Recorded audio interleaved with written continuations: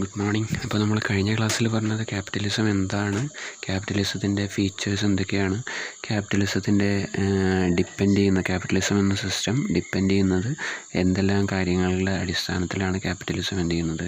അതായത് ക്യാപിറ്റലിസം എന്നുള്ള system depends on 5 കാര്യങ്ങളാണ്. അതൊക്കെയാണ് നമ്മൾ പറഞ്ഞത്. പിന്നെ ക്യാപിറ്റലിസത്തിൻ്റെ അഡ്വാൻറ്റേജസ് നമ്മൾ എന്ത് ചെയ്തു പറഞ്ഞു നിർത്തി. അപ്പോൾ ജസ്റ്റ് നമ്മൾ എന്ത് ചെയ്യണം, ഇനി ഡിസഡ്വാൻറ്റേജസിലേക്ക് പോവുകയാണ്. അപ്പോൾ എന്താണ് ക്യാപിറ്റലിസത്തിൻ്റെ ഡിസഡ്വാൻറ്റേജസ് എന്നുള്ളതാണ് നമ്മളിന്ന് പഠിക്കാൻ പോകുന്നത്. അപ്പോൾ അഡ്വാൻറ്റേജസ് നമ്മൾ പറഞ്ഞു, അതായത് എന്താണ്, റിവാർഡ് കിട്ടുന്നത് മെറിറ്റ്സിൻ്റെ അടിസ്ഥാനത്തിലാണ്. പിന്നെ ഇൻഡിവിജ്വൽസിന് നമുക്ക് എന്തുണ്ട്, അവിടെ ഒരു ഫ്രീഡം ഉണ്ട്. അതായത് എന്ത് ചെയ്യുക വെച്ചാൽ അവർക്ക് പേഴ്സണൽ ഫ്രീഡം ഉണ്ട്. എന്ത് ചെയ്യാൻ പറ്റും, അവർക്ക് ഇനീഷ്യേറ്റ് ചെയ്തിട്ട് അവർക്ക് നേട്ടങ്ങൾ ഉണ്ടാക്കിയെടുക്കുക, ബിസിനസ്സിൽ നേട്ടങ്ങൾ ഉണ്ടാക്കിയെടുക്കുക, അല്ലെങ്കിൽ മോട്ടിവേറ്റ് ചെയ്യുക, ബിസിനസ്സിൽ നേട്ടങ്ങൾ ഉണ്ടാക്കി മോട്ടിവേറ്റ് ചെയ്യാം എന്നുള്ള കാര്യങ്ങളൊക്കെ എന്താണ് ഇവിടെ അഡ്വാൻറ്റേജ് ആയിട്ട് പറയുന്നുണ്ട്. പിന്നെ അതുപോലെ തന്നെ ഈ പ്രൊഡക്ഷൻ കൺസ്യൂമേഴ്സിൻ്റെ വിഷസിനനുസരിച്ച് എങ്ങനെയാണോ കൺസ്യൂമർ ഉദ്ദേശിക്കുന്നത് അതിനനുസരിച്ചാണ് പ്രൊഡക്ഷൻ പ്രോസസ്സ് എന്ത് ചെയ്യുന്നത്, നടത്തുന്നത്. അതും ഒരു അഡ്വാൻറ്റേജാണ്. പിന്നെ അതുപോലെ തന്നെ നമുക്കറിയാം പല എക്കണോമിക് ക്രൈസിസുകളും ഒന്നും ഫ്ലെക്സിബിളായിട്ട്, അല്ലെങ്കിൽ പല എക്കണോമിക് ക്രൈസിസിലും അഡാപ്റ്റബിൾ ആവാൻ വൻ തോതിൽ അഡാപ്റ്റബിൾ ആവാൻ എന്ത് ചെയ്യുന്നുണ്ട്, ക്യാപിറ്റലിസം എന്നുള്ള കൺസെപ്റ്റിന് സാധിക്കുന്നുണ്ട്. അപ്പോൾ ക്യാപിറ്റലിസം അഡാപ്റ്റബിൾ വിത്ത് ചേഞ്ചിങ് എക്കണോമിക് കണ്ടീഷനാണ്. അതതിൻ്റെ ഒരു അഡ്വാൻറ്റേജ് ആയിട്ട് നമുക്ക് പറയാം.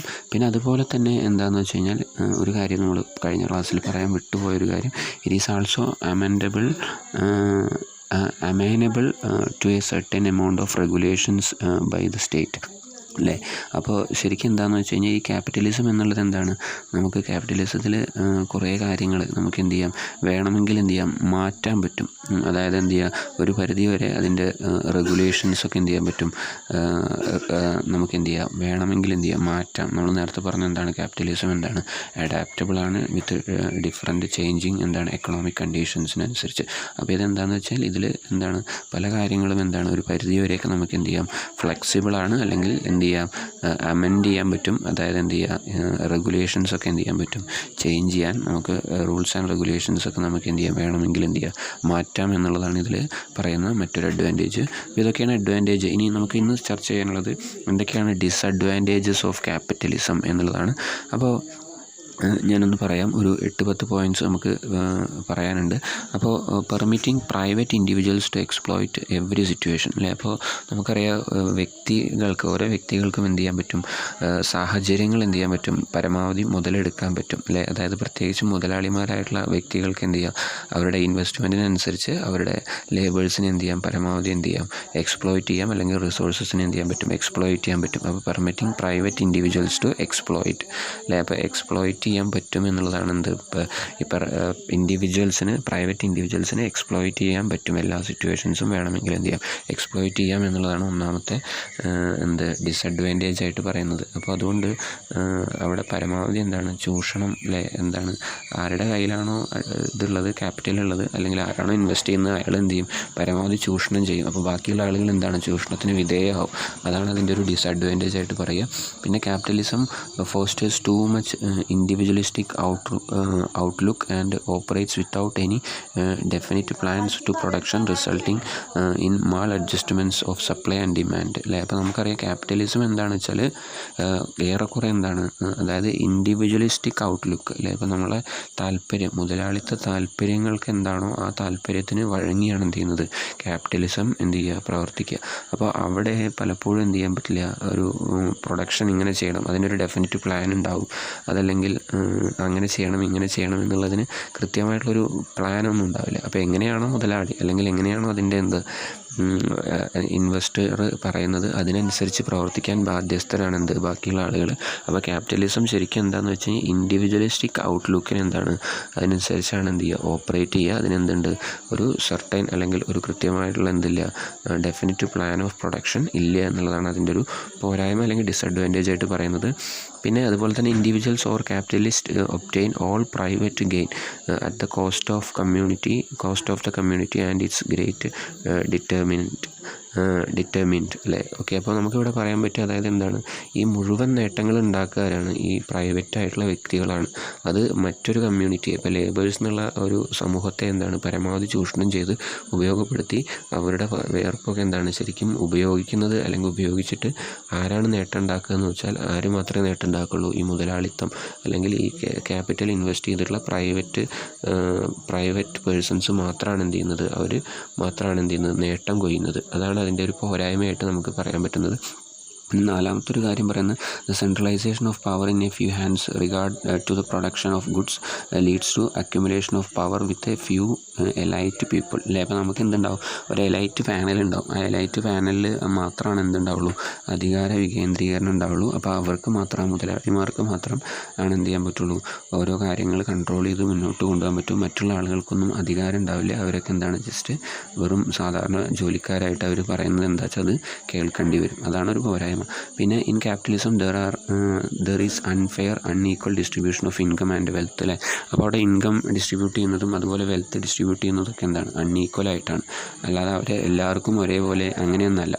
അവർക്ക് തോന്നിയ അതുപോലെ എങ്ങനെയാണോ അതുപോലെ തന്നെയാണ് എന്ത് അവിടെ ഇൻകത്തിൻ്റെ ഡിസ്ട്രിബ്യൂഷൻ അല്ലെങ്കിൽ എന്താണ് വെൽത്തിൻ്റെ distribution.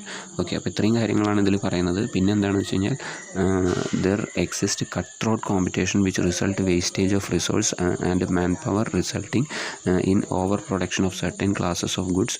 Sometimes there is underproduction, create artificial scarcity and increase price and profit അല്ലേ. അപ്പോൾ പ്രധാനപ്പെട്ട ഒരു കാര്യം പറയുന്നത് എന്താണെന്ന് വെച്ച് കഴിഞ്ഞാൽ ചില സമയത്ത് എന്തുണ്ടാവും, ഭയങ്കര ടഫ് കോമ്പറ്റീഷൻ ആയിരിക്കും. അപ്പോൾ ടഫ് കോമ്പറ്റീഷൻ ആകുമ്പോൾ സ്വാഭാവികമായിട്ട് എന്ത് ചെയ്യും, ചിലപ്പോൾ എന്ത് ചെയ്യും, ഓവർ പ്രൊഡക്ഷൻ ഉണ്ടാവും അല്ലേ. അതായത് ഓവർ പ്രൊഡക്ഷൻ ഉണ്ടാവും, അല്ലെങ്കിൽ എന്താണ് ധാരാളം ചില സാധനങ്ങൾ ധാരാളമായിട്ട് പ്രൊഡ്യൂസ് ചെയ്ത് വെക്കും കോമ്പറ്റ് ചെയ്യാൻ വേണ്ടിയിട്ട്. നോക്കുമ്പോൾ അതൊക്കെ എന്താകും, ചിലപ്പോൾ വേസ്റ്റേജ് അല്ലേ, അതായത് റിസോഴ്സ് വേസ്റ്റേജ് ആകും. അത്രയും പണിയെടുത്ത ആളുകളുടെ മാൻ പവർ, അവരുടെ വർക്ക് ചെയ്ത മാൻ പവർ, അതുപോലെ തന്നെ റിസോഴ്സസ് ഒക്കെ എന്താവാം, വേസ്റ്റ് ആവാനുള്ള സാധ്യതയുണ്ട്. ചില സമയത്ത് നേരെ തിരിച്ചും സംഭവിക്കുക. അതായത് എന്താണ്, പ്രൊഡക്ഷൻ എന്താവുക, കുറയുക. അതായത് എന്താണ്, അങ്ങനെ ആകുമ്പോൾ പ്രൊഡക്ഷൻ കുറയ്ക്കുമ്പോൾ എന്താ ഉണ്ടാവുക, അവിടെ എന്താണ് ആർട്ടിഫിഷ്യലായിട്ട് അവിടെ എന്തുണ്ടാവുക വെച്ചാൽ ക്ഷാമം ഉണ്ടാവാൻ സാധ്യതയുണ്ട്. സാധനങ്ങളൊന്നും കിട്ടാതെ വരിക. അപ്പോൾ അതിൻ്റെ വിലയൊക്കെ എന്ത് ചെയ്യുക, തോന്നിയ പോലെ അല്ലേ നിശ്ചയിക്കുക. അപ്പോൾ അങ്ങനെയൊക്കെയുള്ളൊരു സാധ്യത ഈ എന്താണ് ഇതിൽ വരുന്നുണ്ട്, ക്യാപിറ്റലിസം നടപ്പിലാകുമ്പോൾ വരുന്നുണ്ട്. അപ്പോൾ അതിൻ്റെയൊക്കെ ഒരു അതായത് പ്രോഫിറ്റ് ഇൻക്രീസ് ചെയ്യുക എന്നുള്ള ഉദ്ദേശത്തോട് കൂടിയിട്ട് പലപ്പോഴും എന്ത് ചെയ്യും, അവിടെ സ്കേഴ്സിറ്റി, ആർട്ടിഫിഷ്യൽ സ്കേഴ്സിറ്റി, അതായത് സാധനങ്ങളുടെ ദൗർലഭ്യം ഉണ്ട് എന്ന് കാണിക്കും. അപ്പോൾ അങ്ങനെ സ്വാഭാവികമായിട്ട് അങ്ങനെ കാണിക്കുമ്പോൾ എന്തുണ്ടാവും, പ്രൈസ് കൂട്ടി പ്രോഫിറ്റ് കൂടുതൽ എടുക്കും അല്ലേ. അപ്പോൾ അങ്ങനെയൊക്കെയുള്ളൊരു എന്താണ് സാഹചര്യം, അവിടെ ഒരു മുതലെടുപ്പിനുള്ളൊരു സാഹചര്യം അവിടെ ഉണ്ട് എന്നുള്ളതാണ് ക്യാപിറ്റലിസത്തിൻ്റെ മറ്റൊരു പോരായ്മയായിട്ട് നമുക്ക് പറയാൻ പറ്റുന്നത്. അതുപോലെ തന്നെ എന്താണെന്ന് വെച്ചാൽ human values and ethics are not at all taken care of അല്ലേ. അപ്പോൾ ഹ്യൂമൻ വാല്യൂസിന് അവിടെ മനുഷ്യത്വം അല്ലെങ്കിൽ എന്താണ് എത്തിക്സ് അങ്ങനെയുള്ള കാര്യങ്ങൾക്കൊന്നും വളരെ പ്രാധാന്യമില്ല എന്നുള്ളതാണ്. അവിടെ എന്താ വെച്ചാൽ പ്രോഫിറ്റാണ് അവരെ പ്രാധാന്യം. അപ്പോൾ അതിന് വേണ്ടിയിട്ട് അവരെങ്ങനെയാണോ പറയുന്നത് അതുപോലെയൊക്കെ എന്ത് ചെയ്യും, അവർ നമ്മളെ കൊണ്ട് ചെയ്യിപ്പിക്കും, അല്ലെങ്കിൽ ലേബേഴ്സിനെ കൊണ്ട് എന്ത് ചെയ്യും, ചെയ്യിപ്പിക്കും എന്നുള്ളതാണ്. പിന്നെ the workers are merely treated as a part of factor of production. Labour വർക്കേഴ്സിനെ എങ്ങനെ കാണുന്നത്, ജസ്റ്റ് അതായത് എന്താണ് പ്രൊഡക്ഷന് വേണ്ടി ഉപയോഗിക്കുന്ന ഫാക്ടേഴ്സ്, അതായത് പ്രൊഡക്ഷൻ എന്നുള്ള കാര്യം നടപ്പിലാകാൻ വേണ്ടി ഉപയോഗിക്കുന്ന ഒരു യാന്ത്രികമായിട്ടുള്ള കുറച്ച് സാധനങ്ങൾ, അത്രയേ ഉള്ളൂ. അവരേക്ക് എന്ത് ചെയ്യും, വർക്കേഴ്സിനെ കാണുള്ളൂ. അവിടെ ഹ്യൂമാനിറ്റി, മറ്റു കാര്യങ്ങൾ, എത്തിക്സ് അങ്ങനെയൊന്നും ഇല്ല എന്നുള്ളത് എന്താണ് അതിൻ്റെ ഒരു പോരായ്മയാണ്. അപ്പോൾ അതുപോലെ തന്നെ എന്താണെന്ന് വെച്ച് കഴിഞ്ഞാൽ വേറൊരു പോരായ്മ നമുക്ക് പറയാൻ പറ്റുക, capitalism leads to division of society into working class and capitalist അല്ലേ. അപ്പോൾ എന്ത് ചെയ്യാൻ പറ്റും, ഈ ക്യാപിറ്റലിസം എന്ത് ചെയ്യുന്നത് വെച്ച് കഴിഞ്ഞാൽ ഈ ഒരു പോരായ്മ എന്ന് പറഞ്ഞാൽ സമൂഹത്തെ തന്നെ രണ്ട് തട്ടായിട്ട് തിരിക്കുകയാണ്. ഒന്നെന്താണ് വർക്കിംഗ് ക്ലാസ്സുകളെന്നും അതുപോലെ തന്നെ എന്താണ് ക്യാപിറ്റലിസ്റ്റ് എന്നും, അതായത് മുതലാളിമാരെന്നും തൊഴിലാളികൾ, അവരുടെ കീഴിൽ വർക്ക് ചെയ്യുന്ന തൊഴിലാളികളും എന്നായിട്ട് എന്ത് ചെയ്യാണ്, ഈ സമൂഹത്തെ രണ്ട് തട്ടായി തരംതിരിക്കുകയാണ് എന്ത് ക്യാപിറ്റലിസം എന്നുള്ള കാര്യം ചെയ്യുന്നത്. അപ്പോൾ ശരിക്കും ഇതൊക്കെ എന്താണ് ക്യാപിറ്റലിസത്തിൻ്റെ പോരായ്മയാണ്. അപ്പോൾ എന്തൊക്കെയാണ് ഡിസഡ്വാൻറ്റേജസ് എന്ന് പറഞ്ഞു കഴിഞ്ഞാൽ ഈ പറഞ്ഞ കാര്യങ്ങളൊക്കെ എന്താണ് ഡിസഡ്വാൻറ്റേജസ് ഓഫ് ക്യാപിറ്റലിസം ആണ്. അപ്പോൾ ഇത്രയും കാര്യങ്ങൾ എന്ത് ചെയ്യുക, ഒന്ന് ഓർമ്മയിൽ വെക്കുക. ഇനി നമുക്ക് പറയേണ്ട കാര്യം എന്ന് വെച്ചാൽ നമ്മൾക്ക് എന്താ പറയേണ്ടത് വെച്ചാൽ ക്യാപിറ്റലിസവും അതുപോലെ തന്നെ എന്താണ് കോർപ്പറേഷനും തമ്മിലുള്ള സിമിലാരിറ്റീസ്, അല്ലെങ്കിൽ ഇവിടെ നമുക്ക് പറയാൻ പറ്റുന്നത് കോമൺ പോയിൻറ്റ്സ്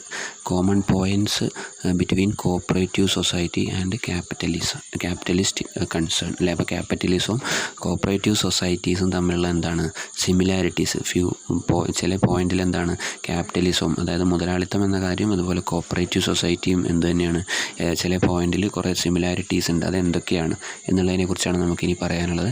അപ്പോൾ ഒരു 4-5 പോയിൻറ്റ്സാണ് നമുക്ക് പറയാനുള്ളത്. അപ്പോൾ ഒന്ന് ശ്രദ്ധിക്കുക. ഒന്നാമത്തെ പോയിന്റ് എന്ന് പറഞ്ഞാൽ both cooperation and capitalistic system are emphasise to capital അല്ലേ. അപ്പോൾ രണ്ടും കോപ്പറേറ്റീവ് സൊസൈറ്റി ആയിക്കോട്ടെ ക്യാപിറ്റലിസ്റ്റിക് സിസ്റ്റം ആയിക്കോട്ടെ രണ്ടും എംഫസൈസ് ചെയ്യുന്നത് ഊന്നൽ കൊടുക്കുന്നത് എന്തിലാണ്? ക്യാപിറ്റലിലാണ്, മൂലധനത്തിലാണ് ഊന്നൽ കൊടുക്കുന്നത്. അതാണ് രണ്ടിൻ്റെയും കോമൺ ആയിട്ട് നമുക്ക് പറയാൻ പറ്റുന്ന ഒരു പോയിന്റ് അല്ലെങ്കിൽ സിമിലാരിറ്റി എന്ന് പറഞ്ഞാൽ. പിന്നെ വേറൊരു കാര്യം പറയുന്നത് cooperation and capitalism uses labour and other factors of production at very low cost അല്ലേ. അപ്പോൾ ക്യാപിറ്റലിസം ആയിക്കോട്ടെ കോപ്പറേഷൻ ആയിക്കോട്ടെ രണ്ടിലും എന്താ ചെയ്യുന്നതെന്ന് വെച്ച് കഴിഞ്ഞാൽ ലേബേഴ്സിനെയും അതുപോലെ തന്നെ എന്താണ് ഫാക്ടേഴ്സ് ഓഫ് പ്രൊഡക്ഷനെ എന്ത് ചെയ്യാണ് വളരെ ചുരുങ്ങിയ ചിലവിൽ എന്ത് ചെയ്യാണ് ഉപയോഗപ്പെടുത്തുകയാണ്. അതാണ് രണ്ടിലും എന്ത് ചെയ്യുന്നത്. അതാണ് രണ്ടാമത്തെ സിമിലാരിറ്റി. മൂന്നാമത്തെ കാര്യം എന്ന് പറഞ്ഞു കഴിഞ്ഞാൽ both employee executive to manage the organisation and pay them well. അപ്പോൾ രണ്ടിലും ചെയ്യുന്നത് എന്താണെന്ന് വെച്ച് കഴിഞ്ഞാൽ എന്താണ് അതായത് എന്ത് ചെയ്യുക ജോലിക്കാരെ അല്ലെങ്കിൽ തൊഴിലാളികളെ എന്ത് ചെയ്യാണ് നിയമിക്കുകയാണ്. ആ തൊഴിലാളികളെ കുറച്ച് ആളുകൾ എന്ത് ചെയ്യാണ് മാനേജ് ചെയ്തിട്ട് എന്ത് ചെയ്യാണ് അവർ ചെയ്ത തൊഴിലിനുള്ള പേയ്മെൻറ്റ് എന്ത് ചെയ്യാണ് കൊടുക്കുകയാണ്. അപ്പോൾ രണ്ടിലും അത് തന്നെയാണ്. കോപ്പറേറ്റീവ് സൊസൈറ്റിയിലും അതുപോലെ തന്നെ എന്താണ് ക്യാപിറ്റലിസത്തിലും രണ്ടിലും ഇതേ ഒരു സിസ്റ്റം തന്നെയാണ് ചെയ്യുന്നത്. അതാണ് മൂന്നാമത്തെ സിമിലാരിറ്റി.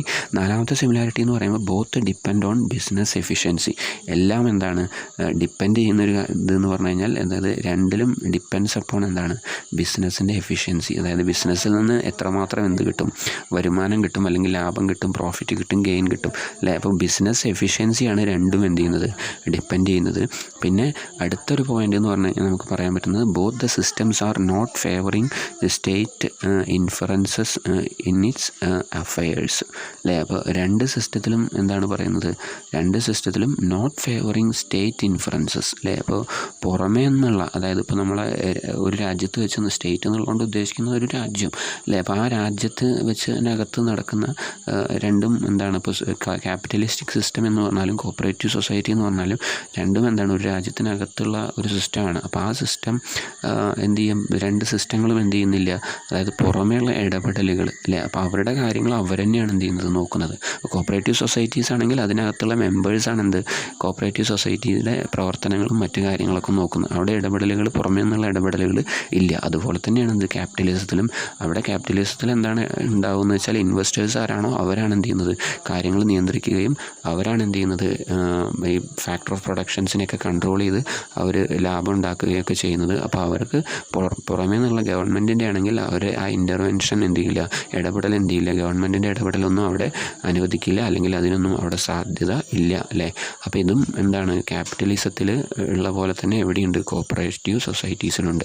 അപ്പോൾ ഇതൊക്കെയാണ് നമുക്ക് സിമിലാരിറ്റീസ് ആയിട്ട് പറയാൻ പറ്റുന്നത്. ഇനി നമുക്ക് ഇതിൽ ഒരു ചെറിയൊരു ടോപ്പിക്കും കൂടിയാണ് നമുക്ക് ബാക്കിയുള്ളത്. ഒരു ഫൈനൽ ടോപ്പിക് എന്ന് പറഞ്ഞാൽ അതായത് difference between capitalism and cooperation അല്ലേ. അപ്പോൾ നമ്മൾ എന്താണ് സിമിലാരിറ്റീസ് അല്ലെങ്കിൽ സിമിലർ പോയിൻറ്റ്സ് എന്തൊക്കെയാണ് ക്യാപിറ്റലിസവും അതുപോലെ തന്നെ കോപ്പറേറ്റീവ് സൊസൈറ്റീസും തമ്മിലുള്ള സിമിലർ പോയിൻറ്റ്സ് എന്തൊക്കെയാണ് അല്ലെങ്കിൽ സിമിലാരിറ്റീസ് എന്തൊക്കെയാണ് ഏതെല്ലാം ഘട്ടങ്ങളിലാണ് രണ്ടും ഒരേപോലെ താരതമ്യം ചെയ്യുമ്പോൾ ഒരേപോലുള്ള പോയിൻറ്റ്സ് എവിടെയൊക്കെയാണ് നമുക്ക് കാണാൻ പറ്റുക. അപ്പോൾ ചില പോയിൻറ്റ്സിൽ എന്താണ് ക്യാപിറ്റലിസം എന്ന് പറഞ്ഞാലും അതുപോലെ തന്നെ എന്താണ് ഈ കോപ്പറേഷൻ എന്ന് പറഞ്ഞാലും എന്താണ് ചില പോയിൻറ്റ്സിൽ സെയിം ആണ് പക്ഷേ ചില പോയിൻറ്റ്സിൽ എന്താണ് ഡിഫറൻസും ഉണ്ടാകും. പിന്നെ ഈ ഡിഫറൻസസിനെ കുറിച്ചും കൂടി പഠിച്ചു കഴിഞ്ഞാൽ നോക്കിക്കഴിഞ്ഞാൽ നമ്മൾ ഈ ചാപ്റ്റർ എന്ത് ചെയ്തു കഴിഞ്ഞു. അപ്പോൾ എന്തൊക്കെയാണ് ഈ ചാപ്റ്ററിൽ പഠിച്ചു വെച്ചാൽ 2 ക്ലാസ്സിലായിട്ട് ക്യാപിറ്റലിസം എന്താണെന്ന് നമ്മൾ ജസ്റ്റ് ഒന്ന് അറിഞ്ഞു, ക്യാപിറ്റലിസത്തിൻ്റെ ഫീച്ചേഴ്സ് എന്തൊക്കെയാണെന്ന് നമ്മൾ അറിഞ്ഞു. പിന്നെ ക്യാപിറ്റലിസം എന്നുള്ള സിസ്റ്റം ഡിപ്പെൻഡ് ചെയ്യുന്നത് എന്തിൻ്റെയൊക്കെ ബേസിലാണ് ക്യാപിറ്റലിസം എന്നുള്ള സിസ്റ്റം ഡിപ്പെൻഡ്സ് അപ്പോൺ എന്നുള്ളത് പറഞ്ഞു. കുറേ റൈറ്റ്സ് ആണ്, ഒരു 5 റൈറ്റ്സ് ഒക്കെ നമ്മൾ പറയുന്നുണ്ട്.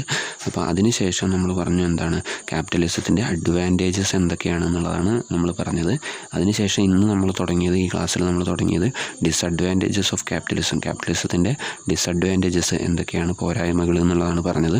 പിന്നെ അതിനുശേഷം നമ്മൾ എന്താണ് ക്യാപിറ്റലിസവും അതുപോലെ തന്നെ എന്താണ് കോപ്പറേറ്റീവ് സൊസൈറ്റീസും അല്ലെങ്കിൽ കോപ്പറേഷനും തമ്മിലുള്ള എന്താണ് സിമിലാരിറ്റീസ് ഏതൊക്കെ പോയിൻറ്റ്സിലാണത് എന്താണ് സിമിലാരിറ്റീസ് സിമിലറായിട്ടും തോന്നുന്നത്. അപ്പോൾ ആ പോയിൻറ്റ്സ് ഏതൊക്കെയാണ് അതിനെക്കുറിച്ച് നമ്മൾ എന്ത് ചെയ്തു ഡിസ്കസ് ചെയ്തു. ഇനി നമുക്ക് ഡിഫറൻസസ് ബിറ്റ്വീൻ ക്യാപിറ്റലിസം ആൻഡ് കോപ്പറേഷനാണ് നമുക്ക് പറയാനുള്ളത്. അപ്പോൾ ഇതുവരെയുള്ള ഭാഗം നന്നായി നോക്കുക. എന്തെങ്കിലും സംശയങ്ങളുണ്ടെങ്കിൽ ചോദിക്കുക. ഓക്കെ, അപ്പോൾ എന്തായാലും താങ്ക് യു വെരി മച്ച്.